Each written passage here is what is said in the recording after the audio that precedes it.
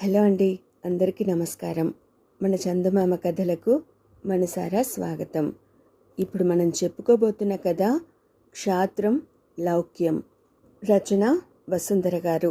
ఈ కథ సెప్టెంబర్ 1988 బొమ్మరిల్లులో ప్రచురించబడిందండి. ఇక కథలోకి వెళ్దామా మరి? రాజు కాకపోయినా రాజవంశంలో పుట్టిన సోమనాథుడు ఒక రోజున చెట్టు నీడన నిలబడి ఉండగా ఆ దారిన పోతున్న సుబ్బయ్య పలకరించి, ఇక్కడున్నారేం బాబూ అని అడిగాడు. బయట ఎండ మార్చేస్తోంది, అది తగ్గేదాకా ఇక్కడే ఉంటాను అన్నాడు సోమనాథుడు.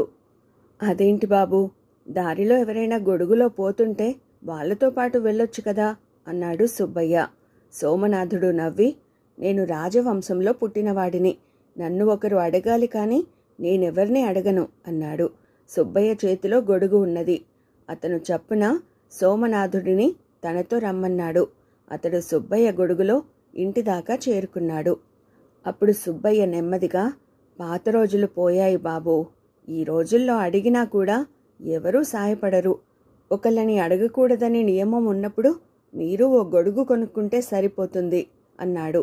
అప్పుడైనా నేను గొడుగు వేసుకోను, రాజవంశీకుణ్ణి, నాకు మరొకరు గొడుగు పట్టాల్సిందేగా అన్నాడు సోమనాథుడు. ఇది వినగానే సుబ్బయ్యకు ఒళ్ళు మండినా నిగ్రహించుకుని, నీ క్షాత్రం బాగానే ఉంది, కానీ బాబూ, ఇలాంటి మాటలు నీ మనసులోనే ఉంచుకోవాలి. బయటికి అంటే నీకు సహాయపడిన వారి మనసు కష్టపడ్డమే కాకుండా ఇంకెప్పుడు నీకు సహాయపడరు. ఈ రోజుల్లో నీ బోటి వారికి క్షాత్రంతో పాటు లౌక్యం కూడా ఉండాలి అన్నాడు. అందుకు సోమనాథుడు నవ్వి, నాకు లౌక్యం ఉండబట్టే ఈ విషయం మా ఇంటికి వచ్చేదాకా చెప్పలేదు. అదైనా నీకు కాబట్టి చెప్పాను. నువ్వు మా నాన్నకు బోలెడు డబ్బు బాకీ ఉన్నావని నాకు బాగా తెలుసు అన్నాడు.